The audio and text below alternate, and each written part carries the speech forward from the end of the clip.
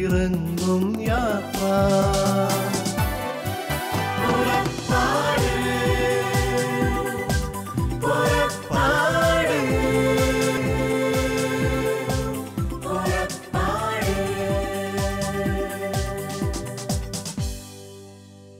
ഏറ്റവും സ്നേഹം നിറഞ്ഞ ഷാലോം ടിവിയുടെ എല്ലാ പ്രേക്ഷകരെയും ദൈവത്തിൻ്റെ സമാധാനവും സന്തോഷവും പകർന്നു നൽകുന്ന ദുബായ് സെൻറ്റ് മേരീസ് മീഡിയ മിനിസ്ട്രിയുടെ പുറപ്പാടിൻ്റെ പുതിയൊരു എപ്പിസോഡിലേക്ക് സ്വാഗതം ചെയ്യുകയും വിവിധ കാലഘട്ടങ്ങളിൽ ദൈവം തിരഞ്ഞെടുത്ത് വേർതിരിച്ച് മാറ്റി നിർത്തിയ ദൈവത്തിൻ്റെ മക്കൾ, പ്രവാചകന്മാരായാലും അഭിഷിക്തരായാലും പുരോഹിതരായാലും ഒക്കെ ദൈവത്തിന് അവരുടെ മേലുള്ള പദ്ധതിയെപ്പറ്റിയും ദൈവം അവരോട് എങ്ങനെ കരുണ കാണിക്കുന്നു, അവരെ എങ്ങനെ നയിക്കുന്നു എന്നതിൻ്റെ എല്ലാം സംക്ഷിപ്ത രൂപമാണ് ശരിക്കും വിശുദ്ധ ഗ്രന്ഥം. അതിൽ പല വ്യക്തിത്വങ്ങളും അവരെ നമ്മൾ മനസ്സിലാക്കുകയും നന്നായിട്ട് അവരെപ്പറ്റി പഠിക്കുകയും ചെയ്യുമ്പോൾ ദൈവം അവരോട് കാണിച്ച കരുണയും ദൈവം അവരോട് എങ്ങനെ നടന്നു എന്നൊക്കെ വ്യക്തതയോടെ അവിടെ നമുക്ക് കാണാനായിട്ട് പറ്റും. പഞ്ചഗ്രന്ഥം എന്ന 5 പുസ്തകങ്ങൾക്ക് ശേഷം, അഥവാ ഉൽപ്പത്തി, പുറപ്പാട്, ലേവ്യർ, സംഖ്യ, നിയമാവർത്തനം, ഈ 5 പുസ്തകങ്ങൾക്ക് ശേഷം കാണുന്ന പുസ്തകം ജോഷുവയുടെ പുസ്തകമാണ്. ഈ ജോഷുവയെ നമ്മൾ ആദ്യമായിട്ട് പരിചയപ്പെടുന്നത് തന്നെ മോശ കനാൻ ദേശം കാണാൻ വേണ്ടി 12 പേരെ അയക്കുന്നുണ്ട്. അവിടെയുള്ള മനുഷ്യരെങ്ങനെയുള്ളവരാണ്, അവരെ നമുക്ക് എങ്ങനെ നേരിടാൻ പറ്റും, കീഴ്പ്പെടുത്താൻ പറ്റുമോ, രാജ്യം നമുക്ക് സ്വന്തമാക്കാൻ പറ്റുമോ എന്ന് ആ ദേശം പോയി കണ്ടിട്ട് വരാൻ പറഞ്ഞു വിടുന്നുണ്ട്. അതിലെ ജോഷുവയും കാലബും ഒഴിച്ച് ബാക്കി മുഴുവൻ പേരും പറയുന്ന ഒരു വാക്ക്, നമുക്ക് അവരോട് നേരിടാൻ പറ്റില്ല, സാധിക്കില്ല. കാരണം അവർ വലിയ മല്ലന്മാരാണ്, ഭയങ്കര ശക്തരാണ്, അവരോട് നേരിട്ട് നമുക്ക് ജയിക്കാൻ പറ്റുമോ എന്ന് തോന്നുന്നില്ല. എന്നാൽ ജോഷുവയും കാലേബും തിരിച്ചു വന്ന് മോശയോട് പറയുന്നത്, നമ്മൾ നിരാശരാകേണ്ട കാര്യമില്ല, നമ്മൾ തളരേണ്ട കാര്യമില്ല, നമുക്ക് ജയിക്കാൻ പറ്റും. ഇവിടെ നമ്മൾ ഈ ജോഷുവയുടെ നന്മയെ നമ്മൾ ആദ്യമായിട്ടൊന്ന് ചിന്തിക്കേണ്ട ഒരു പ്രത്യേക സ്ഥലമാണ് അവിടെ കിടക്കുന്നത്. കാരണം ഭൂരിഭാഗം കൂടെ വന്നവർ പറഞ്ഞത് അവരോട് നമുക്ക് ചിലപ്പോൾ ജയിക്കാൻ പറ്റില്ലെന്ന് തന്നെയാണ്. മോശ അത് കേൾക്കുന്നതായിട്ട് നമ്മൾ മനസ്സിലാക്കുന്നുണ്ട്. ഭൂരിഭാഗത്തിൻ്റെ ശബ്ദത്തെ മോശ ചിലപ്പോൾ ശ്രവിച്ചു പോയിട്ടുണ്ട്. എന്നാൽ ഈ മോശ എന്ന് പറയുന്ന ദൈവം ലോക ചരിത്രത്തിൻ്റെ വിമോചകൻ എന്ന് തന്നെ ലോകത്തിൽ ആർക്കും ഖണ്ഡിക്കാൻ പറ്റത്തില്ലാത്ത രീതിയിലേക്ക് തിരഞ്ഞെടുത്ത ലീഡർ മനസ്സിലാക്കേണ്ട ഒരു കാര്യമുണ്ടായിരുന്നു. ചെങ്കടൽ വിഭജിക്കാൻ കഴിവുള്ള ദൈവം, ഫറവോയെയും കൂട്ടരെയും അതിൽ മുക്കി തകർക്കുവാൻ കഴിവുള്ള ഒരു ദൈവം, പാറയിൽ നിന്ന് ജലം തരാൻ കഴിവുള്ള ഒരു ദൈവം, മരുഭൂമിയിൽ തണലേകുന്ന ഒരു ദൈവം, ആ ദൈവം എന്നെ വിളിച്ച് ഈ ജനത്തിനെ ഏൽപ്പിച്ചിരിക്കുകയാണ്. ആ ജനത്തിനെ അവിടെ കൊണ്ടേ എത്തിക്കാനുള്ള കൃപയും എനിക്ക് ദൈവം തന്നിട്ടുണ്ടെന്ന് തന്നെ ഉറച്ചു വിശ്വസിച്ചിട്ട് ഭൂരിഭാഗത്തിൻ്റെ സ്വരത്തിനെ കേൾക്കേണ്ട പോലും കാര്യമില്ലായിരുന്നു. പക്ഷേ മോശയോടെ ഒരു പക്ഷേ അത് ശ്രദ്ധിച്ചിട്ടുണ്ട്. അവിടെ ദൈവത്തിൻ്റെ സ്വരം മോശയ്ക്കെതിരാകുന്നുമുണ്ട്. അവിടെയാണ് ജോഷുവ എന്ന് പറയുന്ന ഒരു ലീഡറെ നമ്മൾ കാണേണ്ടത്. നമ്മുടെ മുന്നിൽ അല്ല നമ്മുടെ കരങ്ങളിലേക്ക് ഒരു പറ്റം ജനങ്ങളെ ദൈവം ഏൽപ്പിക്കുന്നുണ്ട്. ഒരു അഭിഷിക്തനാകട്ടെ, അല്ലെങ്കിൽ ഒരു വചന ശുശ്രൂഷകനാകട്ടെ, ദൈവം തിരഞ്ഞെടുത്ത ഏതെങ്കിലും വിഭാഗത്തിലുള്ള ദൈവം തിരഞ്ഞെടുത്ത വ്യക്തിത്വങ്ങളെയൊക്കെ ദൈവം ഒരു ലീഡറായിട്ട് തിരഞ്ഞെടുത്തിട്ടുണ്ടെന്ന് നല്ല ബോധ്യമുണ്ടെങ്കിൽ അതേ തുടർന്ന് കുറച്ച് കാര്യങ്ങൾ ഏതൊക്കെയാലും അവരെ ഏൽപ്പിക്കുന്നുണ്ട്. ഈ പോകുന്ന ലക്ഷക്കണക്കിന് അല്ലെ ആയിരക്കണക്കിന് ജനങ്ങളെയും ലീഡർമാരാക്കുകയല്ലേ ഇത്. അതിലെ മോശയും അഹറോനും ജോഷുവയൊക്കെ ലീഡേഴ്സാണ്. അപ്പം എല്ലാവരും ലീഡർമാരല്ല. എന്നാൽ ലീഡറായിട്ട് ദൈവം തിരഞ്ഞെടുത്ത ആൾക്കാർക്ക് ഒരു പ്രത്യേക കഴിവ് വേണമെന്ന് ജോഷുവയിലൂടെ നമ്മളോട് തെളിയിച്ചു തരികയാണ്. ദൈവം ഒരു പദ്ധതി ഇട്ടിട്ടുണ്ടെങ്കിൽ, ഒരു കനാൻ ദേശം കൊടുക്കാമെന്ന് പറഞ്ഞിട്ടുണ്ടെങ്കിൽ അതിന് ഇടയിൽ വരുന്ന പ്രതിസന്ധികളെ നേരിടാനുള്ള വലിയ കൃപയും ആത്മധൈര്യവും തൻ്റെ ഇടവും ആർജവും എല്ലാം ഈ ലീഡർക്ക് കൊടുത്തിട്ടുണ്ട്. അപ്പോൾ ലീഡർ മനസ്സ് തകർന്നാൽ താഴെ നിൽക്കുന്നവരുടെ മുഴുവൻ മനസ്സ് തകരും. ലീഡറിന് പറ്റുമോ എന്ന് സംശയിച്ചാൽ അതിലും ഇരട്ടി സ്പീഡിൽ താഴെ നിൽക്കുന്ന ജനങ്ങളും പറ്റില്ലെന്ന് ചിന്തിക്കാൻ സാധ്യതയുണ്ട്. അപ്പോൾ ആ ജോഷുവ എന്ന വ്യക്തിത്വത്തിൻ്റെ ഏറ്റവും ഉന്നതമായ മാഹാത്മ്യമായിട്ട് നമ്മൾ ആദ്യം കാണേണ്ടത് തന്നെ നെഗറ്റീവിന് പകരം പോസിറ്റീവ് പറയുന്ന ഒരു നേതാവ് അല്ലെ ഒരു ലീഡറാണ്. അപ്പോൾ ഇത് ചെയ്യാൻ എനിക്ക് പറ്റും, ഈ പ്രതിസന്ധികൾക്കെന്ന് കരയേറ്റാൻ ദൈവത്തിന് പറ്റും, ദൈവമാണ് എന്നെ തിരഞ്ഞെടുത്തതെന്നുള്ള ബോധ്യമുള്ളതുകൊണ്ട് അതിനെ ഉറച്ച് വിശ്വസിക്കുകയും ചെയ്യുന്നതുകൊണ്ട് മുന്നിൽ കാണുന്ന പ്രതിസന്ധികളെക്കാളും അല്ലെങ്കിൽ അവിടെ കണ്ട കനാന്യരെക്കാളും അമലേക്യരെക്കാളും അമ്മോന്യരെക്കാളും ഒക്കെ ശക്തനായ ദൈവമാണ് എൻ്റെ കൂടെ നിൽക്കുന്നത്, ഈ ദൈവമാണ് എനിക്ക് ആ കനാൻ ദേശം വാഗ്ദാനം ചെയ്തെന്നുള്ള ബോധ്യമുള്ളതുകൊണ്ട് അവരെ ഒന്നുമായിട്ട് ജോഷുവ കണ്ടില്ല. അവരെ നേരിടാൻ ദൈവം കൃപ തരുമെന്ന് വിശ്വസിക്കുകയാണ്. അവിടെയാണ് ജോഷുവ എന്ന വ്യക്തിയെ നമ്മൾ ആദ്യമായിട്ട് കാണുക. പിന്നീട് നമ്മൾ ജോഷുവയെ പറ്റി കാണുക. ജോഷുവ എന്ന വാക്കിൻ്റെ അർത്ഥം തന്നെ ദൈവം രക്ഷിക്കുന്നു എന്നുള്ള, ജീസസ് എന്ന് തന്നെയുള്ളതാണ് ഹീബ്രു പദത്തിൻ്റെ ഗ്രീക്ക് വേർഡിലേക്ക് വരുമ്പോൾ. പിന്നെ നമ്മൾ വായിക്കുക ജോഷുവയുടെ പുസ്തകത്തിനെ നമ്മൾ കാണുന്നത് ഒരു 24 അധ്യായങ്ങളോടുകൂടി ജോഷുവ പുസ്തകം നിൽക്കുമ്പോൾ അതിലൂടെ നമുക്കൊന്ന് ചെറിയ തോതിലൊന്ന് യാത്ര ചെയ്താൽ ഈ ജോഷുവയുടെ സർവ്വ പ്രത്യേകതകളും അല്ലെങ്കിൽ ആ പുസ്തകത്തിലൂടെ നമ്മളോട് തരുന്ന സന്ദേശവും നമുക്ക് മനസ്സിലാകും. അപ്പം നമുക്കതിലൂടെ നമുക്കൊന്ന് യാത്ര ചെയ്യാം. ജോഷുവയുടെ പുസ്തകത്തിൻ്റെ അകത്ത് ഉള്ള അധ്യായങ്ങളിലൂടെ പോകുമ്പോൾ ആ ജോഷുവയോട് സംസാരിച്ച ദൈവമല്ല ഇന്ന് നമ്മളോടും സംസാരിക്കുന്നതെന്ന് നമുക്ക് ചിന്തിച്ചാൽ മതി. ദൈവവചനം എവിടെയോ കേട്ടിട്ട് ഈശോ മിശിഹായ്ക്ക് സ്തുതിയായിരിക്കട്ടെ എന്ന് പറഞ്ഞ് ഒരു ഉമ്മ കൊടുത്ത് വെക്കാനുള്ളൊരു മുത്തം കൊടുത്ത് വെക്കാനുള്ളൊരു ഒരു സംഭവമല്ല. ഈ ജോഷുവയോട് പറഞ്ഞ അതേ വാക്കുകൾ എന്നോടും ദൈവം പറയുന്നുണ്ട്, ഈ ജെറമിയായോട് പറഞ്ഞ വാക്കുകൾ എന്നോടും ദൈവം പറയുന്നുണ്ടെന്ന് പറഞ്ഞാൽ മാത്രമേ ദൈവവചനത്തിന് ജീവൻ ഉണ്ടാകുകയുള്ളൂ. മറ്റേത് നമുക്ക് വേണമെങ്കിൽ എത്ര നാൾ വേണമെങ്കിലും കാണാപ്പാടം പഠിച്ച് നമുക്ക് എന്ത് വേണമെങ്കിലും പറയാം. അത് ലോകത്തിൽ ആരുടെ കൊടുത്താലും പ്രസംഗിക്കാൻ ശബ്ദമുള്ള ഒരുത്തിന് എന്തും പ്രസംഗിക്കാൻ പറ്റും. അതല്ല ദൈവവചനത്തിൻ്റെ അർത്ഥം. ദൈവവചനം ജീവനാണ്, അത് ഇരുതല വാളിനേക്കാൾ മൂർച്ചയുള്ളതാണ്, അത് ശക്തിയാണ്, അത് വഴികാട്ടുന്നതാണ്. അത് വഴികാട്ടണമെങ്കിൽ അതിനെ വഴികാട്ടുകയാണെന്ന് നമുക്ക് തന്നെ മനസ്സിലാകണം. കാണാപ്പാടം പഠിക്കുന്നതുകൊണ്ട് അല്ല ദൈവവചനം, അതൊരു ബൈഹാർട്ട് മനസ്സിൽ കയറ്റാവുന്നേ ഉള്ളൂ. പക്ഷേ ഒരു വചനം കൊണ്ടാണ് പല വിശുദ്ധരും മാനസാന്തരപ്പെട്ടത്. ആ ഒറ്റ വചനം വരെ ജീവിതം തന്നെ മാറ്റിമറിച്ചു. അപ്പോൾ ഇങ്ങനെ ഈ വചനങ്ങളെല്ലാം നമ്മോടും സംസാരിക്കുന്നതാണെന്നുള്ള വിശ്വാസത്തോടെ നമുക്കൊന്ന് ചിന്തിച്ചു പോകാം. 1-ാം അധ്യായത്തിലെ ഏറ്റവും കീവേഡ്, അതായത് ജോഷുവയുടെ പുസ്തകത്തിൻ്റെ കീവേഡ് തന്നെ ദൈവം കൂടെയുണ്ട് എന്നുള്ള ഒരു വാക്കാണ്. അതായത് വാഗ്ദത്ത ഭൂമി ഞാൻ നിനക്ക് തരും, നീ പോകുന്നിടത്തെല്ലാം ഞാൻ നിന്നോട് കൊണ്ടുണ്ടായിരിക്കും. അതാണ് ജോഷുവയുടെ പുസ്തകത്തിൻ്റെ എന്നെ ഏറ്റവും അട്രാക്റ്റ് ചെയ്ത വാക്ക്. അതായത് 1:9 പറയുകയാണ്, നീ പോകുന്നിടത്തെല്ലാം ഞാൻ നിന്നോട് കൂടി ഉണ്ടായിരിക്കും, ശക്തനും ധീരനുമായിരിക്കുക, തളരാതിരിക്കുക, ഞാൻ നിൻ്റെ കൂടെ, നീ ഒരിടത്തല്ല, നീ പോകുന്നിടത്തെല്ലാം ഞാൻ നിൻ്റെ കൂടെ ഉണ്ട്, നിന്നെ ആർക്കും തോൽപ്പിക്കാൻ പറ്റില്ല. ദൈവം ഒരു മനുഷ്യനോട് പറയുക, നിന്നെ ആർക്കും തോൽപ്പിക്കാൻ പറ്റില്ല, ഞാൻ എപ്പോഴും നിൻ്റെ കൂടെ ഉണ്ട്. ആ ധൈര്യത്തിൻ്റെ വാക്കാണ് 1-ാം അധ്യായത്തിൽ നമ്മൾ കാണുക. ധീരതയോടെ വാഗ്ദാന ഭൂമിയെ അവകാശമായി നീ നേടണം, അതിന് നിന്നെ ഞാൻ ശക്തനാക്കുന്നു, ധീരനാക്കുന്നു, നീ വിഷമിക്കേണ്ട, പേടിക്കേണ്ട, നിൻ്റെ കൂടെ ഞാനുണ്ട് എന്ന് പറയുന്ന ഒരു ദൈവത്തിൻ്റെ സ്വരമാണ് 1-ാം അധ്യായത്തിൽ നമ്മളോടും ദൈവം പറയുകയാണ്. നീ പോകുന്നിടത്തെല്ലാം ഞാൻ കൂടെ ഉണ്ടായിരിക്കും. സഹോദരങ്ങളെ, നമ്മളും ജീവിതത്തിൽ ജനിച്ചിടത്തല്ല ഇപ്പോൾ പലരും താമസിക്കുക. ലോകത്തിൻ്റെ പല ഭാഗങ്ങളിലേക്ക് ജോലിക്കായിട്ടും ജീവിതത്തിനായിട്ടും മിഷണറിമാരായിട്ടും ശുശ്രൂഷകരായിട്ടൊക്കെ നമ്മൾ കടന്നു പോകുന്നു. ദൈവം നമ്മളോട് പറയുകയാണ്, ദൈവമാണ് നമ്മളോട് പറയുന്നത്, നീ പോകുന്നിടത്തെല്ലാം ഞാൻ കൂടെയുണ്ട്, ഭയപ്പെടേണ്ട. 1-ാം അധ്യായം നോക്കൂ, ഒന്ന് വായിച്ചു നോക്കൂ ജോഷുവയുടെ പുസ്തകം. അതിൽ നമ്മെ ശക്തിപ്പെടുത്തുന്ന വാക്യങ്ങൾ മാത്രമാണ് കിടക്കുന്നത്. ഏത് പ്രതിസന്ധിയിലും നമുക്ക് ശക്തി പകരുന്ന വാക്യങ്ങൾ. നമുക്ക് 2-ാം അധ്യായത്തിലോട്ട് കടക്കുമ്പോൾ ജെറീക്കോയിലേക്ക് ചാരന്മാരെ അയക്കുന്ന ജോഷുവയെ നമുക്ക് കാണാൻ പറ്റും. ഈ ജോഷുവ അയക്കുമ്പോൾ ജോഷുവ പറയുന്നൊരു വാക്ക് നമ്മൾ ഓർക്കണം. പണ്ട് ജോഷുവ പോയി താമസിച്ചിരുന്ന റാഹാബിൻ്റെ വീട്ടിലേക്ക് ഈ ചാരന്മാരോടും പോയി താമസിച്ചോളാൻ പറഞ്ഞു. അപ്പം നമ്മൾ ഈ റാഹാബിനെ പറ്റി നമ്മൾ മനസ്സിലാക്കുമ്പോൾ ആ നാട്ടിലെ വേശ്യയായ ഒരു സ്ത്രീയായിരുന്നു റാഹാബ്. ജോഷുവായ്ക്കും ജോഷുവയോടെ ചെന്ന കാലേബിനും ഒക്കെ താമസിക്കാൻ സ്ഥലം കൊടുത്തത് ഈ റാഹാബായിരുന്നു. ഇത് ജോഷുവായ്ക്കറിയാം. അന്ന് ജോഷുവയൊക്കെ രക്ഷപ്പെടുത്തി വിട്ട മാർഗങ്ങളും ജോഷുവയ്ക്കറിയാം. അതേ സ്ത്രീയുടെ അടുത്തേക്ക് നിങ്ങൾ പൊക്കോളൂ എന്ന് പറഞ്ഞാണ് ചാരന്മാരെ അയക്കുന്നത് ജെറീക്കോ കാണാൻ വേണ്ടി. ഇവരവിടെ പോയി താമസിക്കുന്നതും 2-ാം അധ്യായം വായിച്ചാൽ നിങ്ങൾക്ക് മനസ്സിലാവും. അവരവിടെ പോയി താമസിക്കുന്നതും അവരെ പിന്തുടർന്ന് വന്ന പിടിക്കാൻ വന്നവരോട് ഈ റാഹാബ് സംസാരിക്കുന്നതും അവരെ രക്ഷപ്പെടുത്തി വിടുന്നതും എല്ലാം ആ 2-ാം അധ്യായത്തിൽ കിടപ്പുണ്ട്.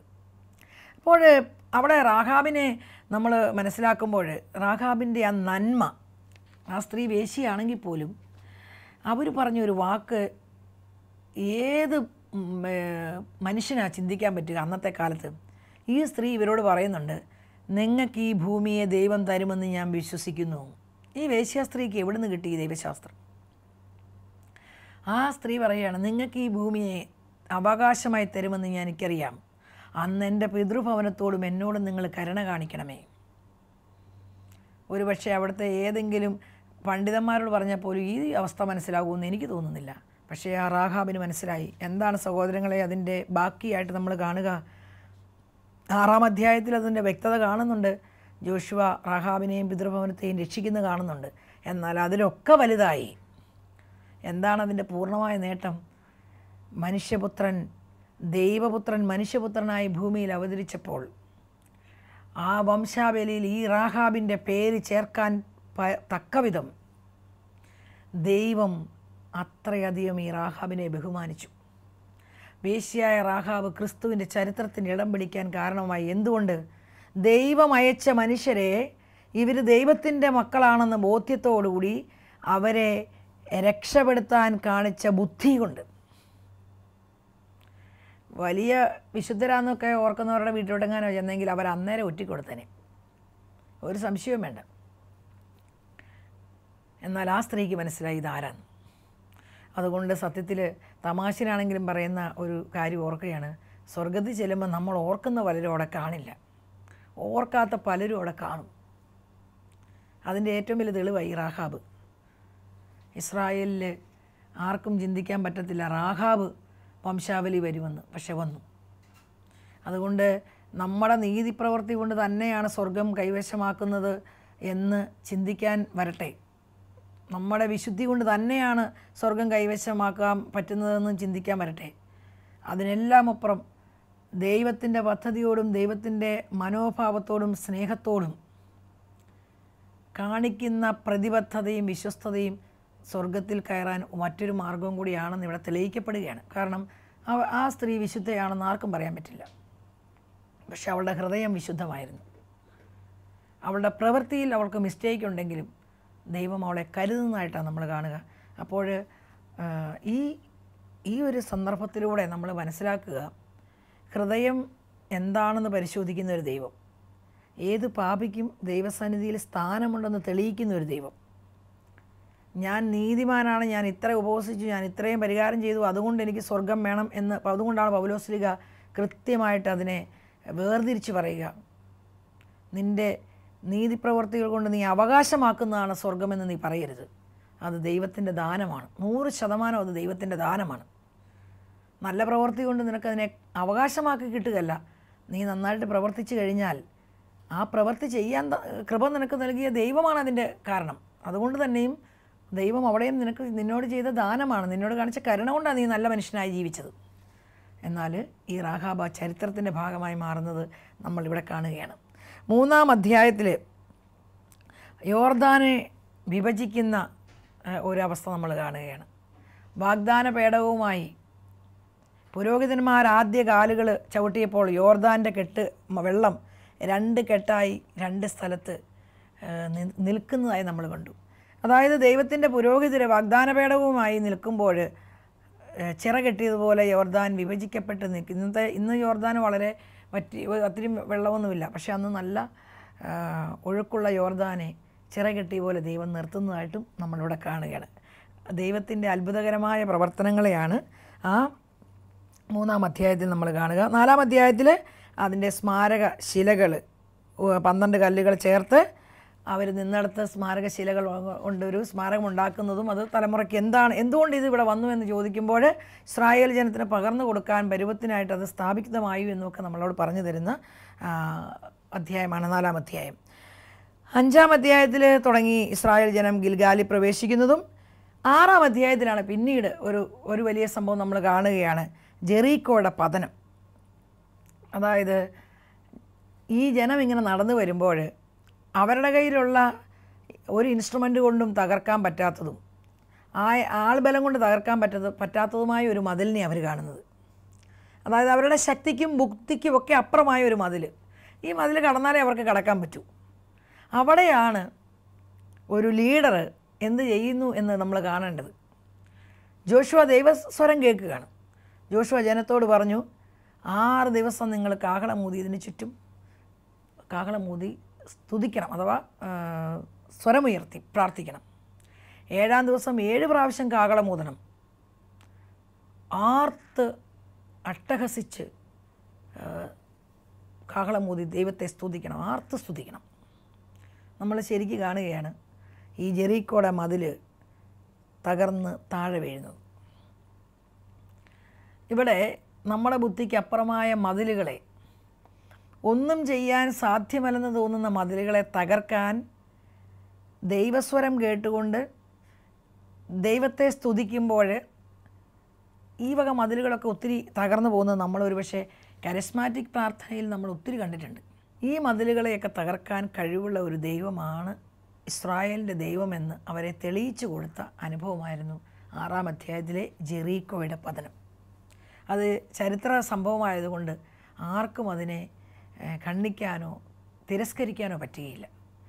അതിന് നേതൃത്വം നൽകിയ ജോഷുവ എന്ന ലീഡർ എത്ര ശക്തനായിരുന്നു എന്നും കൂടെ നമ്മളിവിടെ ചിന്തിക്കേണ്ടിയിരിക്കുന്നു. അവിടെ നേരത്തെ പറഞ്ഞ ആ റാഹാബിനോട് ചെയ്ത വാഗ്ദാനം പാലിക്കപ്പെടുന്നതായിട്ട് നമ്മൾ കാണുന്നു.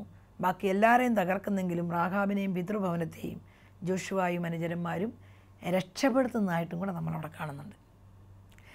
അടുത്തത് കാണുമ്പോൾ നമുക്ക് 7-ാം അധ്യായത്തിൽ ദൈവം ജോഷുവയോട് പറഞ്ഞിരുന്നു, ഈ ജെറീക്കോയിൽ നിന്ന് ഒരു സാധനവും എടുക്കണ്ട, ഒന്നും എടുക്കരുത്, നിഷിദ്ധ വസ്തുക്കളാണ് അവിടെയുള്ളത്. ജോഷുവ അത് ജനത്തോടും അറിയിച്ചിരുന്നു. എന്നാലും നല്ല ഭംഗിയുള്ള സ്വർണ്ണ കട്ടികളൊക്കെ കാണുമ്പോഴോ വിലപിടിപ്പുള്ള നല്ല ഭംഗിയുള്ള പല സാധനം കാണുമ്പോഴോ അതിനോട് സാധാരണക്കാരനായ ഒരു മനുഷ്യന് തോന്നാവുന്ന അട്രാക്ഷൻ അവിടെ ഒരാൾക്കും തോന്നി, ഒരാഖാനും. എന്താണ് സംഭവിക്കുന്നത്? സൂക്ഷിച്ച് ഒരു സാധനമൊക്കെ എടുത്തുകൊണ്ടെങ്കിൽ പോന്നു, ആരും കാണാതെ കൊണ്ടേ കുഴിച്ചു വിട്ടു. പക്ഷേ ഇസ്രായേൽ എല്ലാവരും അതിൻ്റെ ഉത്തരം പറയേണ്ടി വന്നു. ചെറിയ ഒരു ഗ്രൂപ്പിനോട് ഇസ്രായേൽ ജനം തോറ്റു. ജോഷുവ കമഴ്ന്നു വീണു, നിലവിളിച്ചു, ദൈവമേ എന്തുകൊണ്ടിങ്ങനെ സംഭവിച്ചു? ദൈവം ജോഷുവയോട് പറഞ്ഞൊരു വാക്ക്, നീ എന്തിനാ ഇങ്ങനെ കിടന്ന് വിഷമിക്കുന്നേ? നീ വിഷമിച്ചിട്ട് എന്താ കാര്യം? ഇസ്രായേൽ പാപം ചെയ്തിരിക്കുന്നു. ഞാൻ എടുക്കരുതെന്ന് പറഞ്ഞാൽ നിഷിദ്ധ വസ്തുക്കൾ ഇസ്രായേലിൻ്റെ കയ്യിലുണ്ട്. പിന്നത്തെ രംഗം ഞാനിങ്ങനെ ബൈബിൾ വായിക്കുമ്പം പലപ്പോഴും എനിക്ക് ചിലപ്പോൾ അത്ഭുതവും ചിരിയൊക്കെ തോന്നും. ജോഷുവ ചെയ്യുന്ന പണിയാണ് നമുക്ക് അത്ഭുതം തോന്നുന്നത്.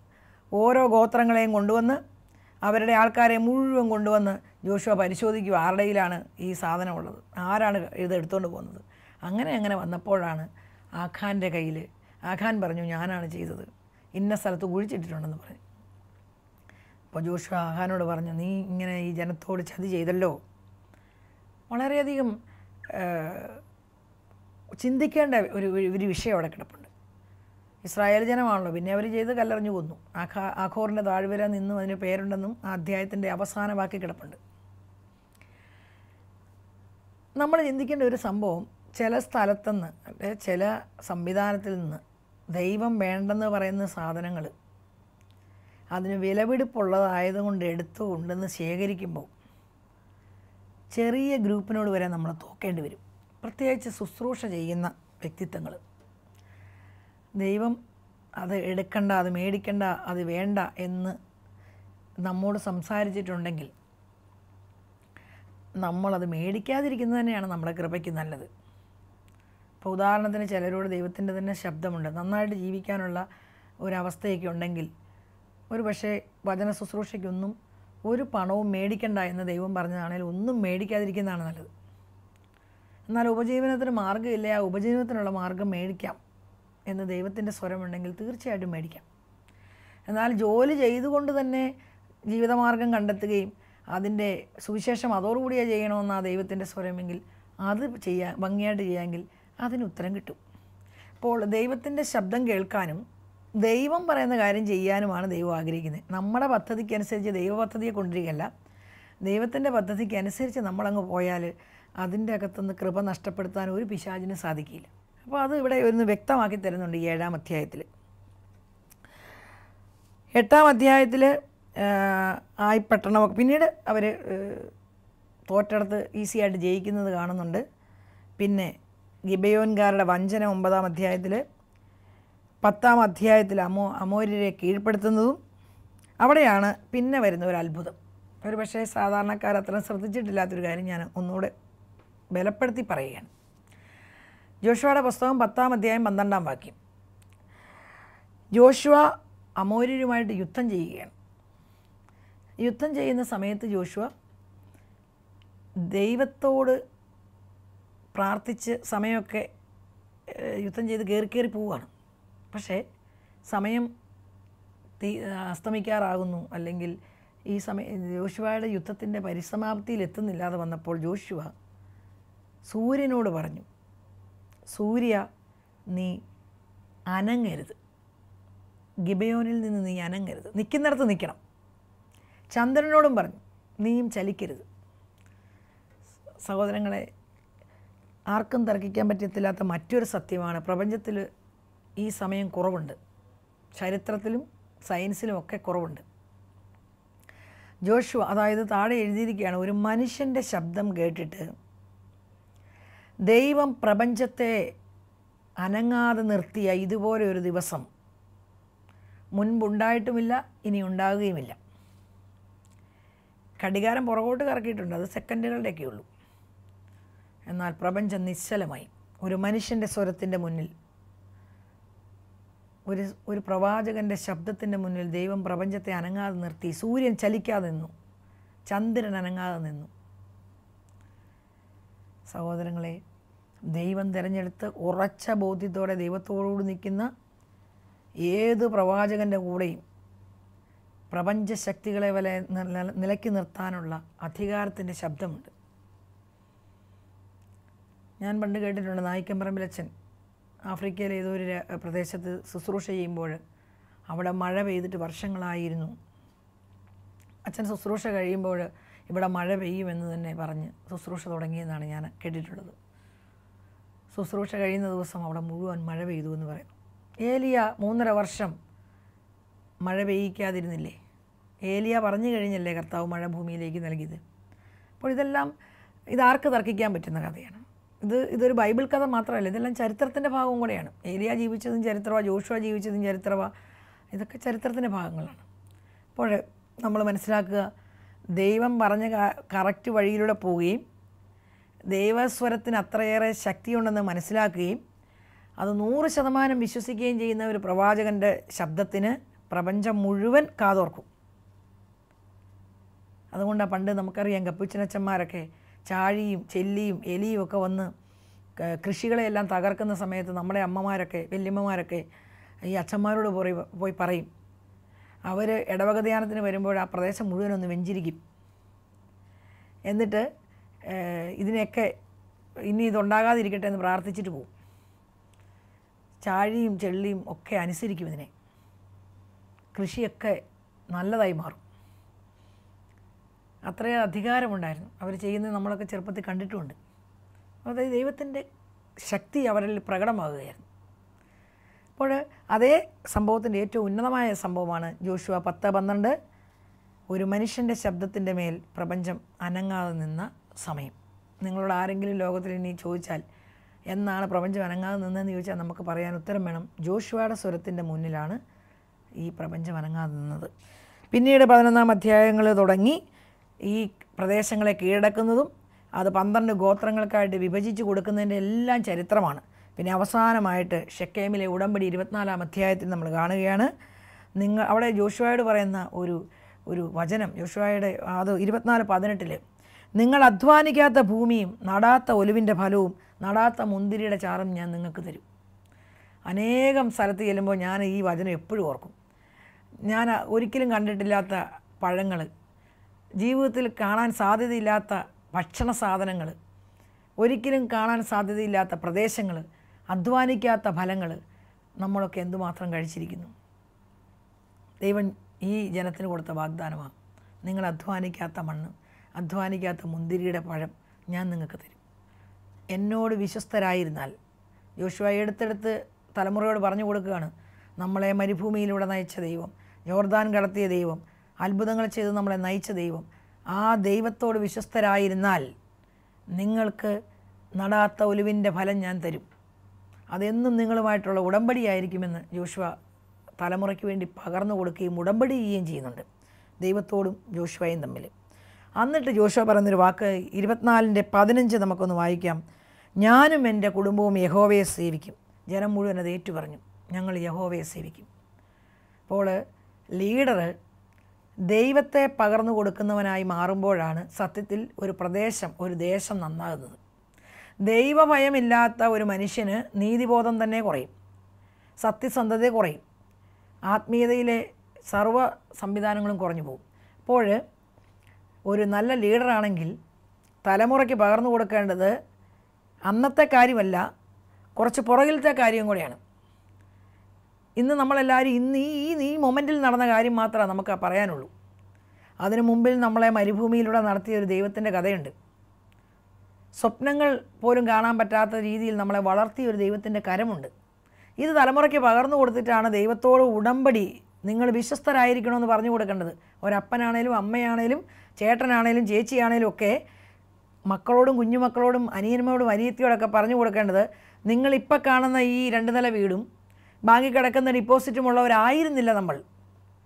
ഇതൊന്നുമില്ലാത്ത നമ്മെ ഇങ്ങനെയാക്കി ഇതൊരു ദൈവമാണെന്ന് പറഞ്ഞ് പകർന്നു കൊടുക്കുമ്പോൾ, തലമുറ അതിനെ വിശ്വസ്തയോടെ ഏറ്റെടുക്കുമ്പോൾ, അത് സമാധാനത്തിൽ പോകുന്ന, ഉടമ്പടി പാലിക്കപ്പെടുന്ന ഒരു സന്തോഷത്തിൻ്റെ കുടുംബമായി കനാൻ ദേശം ലക്ഷ്യമാക്കി നീങ്ങുന്ന, അത് സ്വർഗീയ കനാൻ ലക്ഷ്യമായി നീങ്ങുന്ന ജോഷുവയോടൊപ്പം പോകുന്ന ജനത്തോടൊപ്പം ചേരുന്ന മക്കളായി മാറും. നമ്മുടെ ലക്ഷ്യം ഈ വീടും ഈ ബാങ്കും ഒന്നും അല്ലെന്ന് ബോധ്യം വരുമ്പോൾ സ്വർഗീയ കനാനായിരിക്കും അവരുടെ ലക്ഷ്യം. അങ്ങനെ ഒരു തലമുറയെ വാർത്തെടുക്കുവാൻ ഇനി നമുക്കും നമ്മളെ ഏൽപ്പിച്ച കുറച്ച് മനുഷ്യർ നമ്മളോടെ ഉണ്ട്. നമുക്ക് കടമയുണ്ടെന്ന് വിശ്വസിക്കാം. ജോഷുവയുടെ മനോഭാവം ഒരിക്കൽ കൂടി നമുക്ക് ചിന്തിക്കാം. എൻ്റെ കൂടെ എൻ്റെ ദൈവമുണ്ടെന്നുള്ള ശക്തമായ ഉറച്ച വിശ്വാസം, ശക്തനും ധീരനുമായിരിക്കുക, നീ പോകുന്നിടത്തെല്ലാം ഞാനുണ്ടെന്ന് ദൈവത്തിൻ്റെ ശബ്ദം, അതുപോലെ തന്നെ പ്രപഞ്ചം പോലും ഞാൻ പറഞ്ഞാൽ അനുസരിക്കുമെന്ന് ഉറച്ച വിശ്വാസം, ദൈവത്തോട് ഉടമ്പടി, ഞാനും എൻ്റെ കുടുംബവും യഹോവയെ സേവിക്കും, അതെന്നും സേവിക്കുമെന്നുള്ള ഉടമ്പടി, തൻ്റെ ഇടത്തോടു കൂടി ഏത് പ്രതിബന്ധങ്ങളെയും ജെറീക്കോയുടെ മതിലുകളെയും എനിക്ക് തകർക്കാൻ പറ്റുമെന്നുള്ള ഒരു മനോഭാവം, ഇതെല്ലാമാണ് നല്ലൊരു ലീഡർക്ക് വേണ്ടത്. അങ്ങനെ നമ്മളെ ഏൽപ്പിച്ചവരെ കനാനിൻ ദേശത്തേക്ക് കൊണ്ട് എത്തിക്കേണ്ട ദൗത്യം ഒരു ലീഡർക്കുണ്ടെന്നുള്ള വലിയൊരു ബോധ്യം നമുക്കും ഏറ്റെടുക്കാം. നമ്മളെല്ലാം ഈ ജോഷുവയെ പോലെ തിരഞ്ഞെടുക്കപ്പെട്ടവരാണ്. ദൈവജനത്തോട് ഇതേ സുവിശേഷം പറയേണ്ടവരുമാണ് എന്ന് നമുക്ക് ചിന്തിക്കാം. അതിനുവേണ്ടിയുള്ള ശക്തിയും കൃപയും ദൈവം നമുക്ക് നൽകട്ടെ. ആ ജോഷുവയുടെ പുസ്തകവും 24 അധ്യായവും കടന്നുപോയ വഴികൾ നമുക്ക് ധ്യാനിക്കാം, വായിക്കാം, മനസ്സിലാക്കാം, പഠിക്കാം, അതനുസരിച്ച് ജീവിക്കാൻ ദൈവം നമുക്ക് കൃപ തരട്ടെ. ആമേൻ.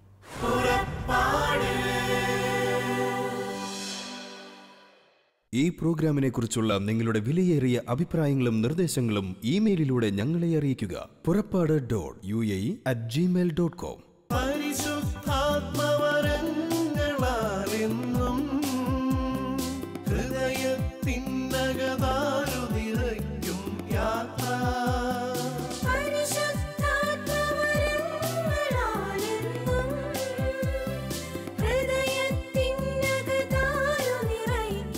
യാത്ര. മേഘത്തണലായി അഗ്നിനാ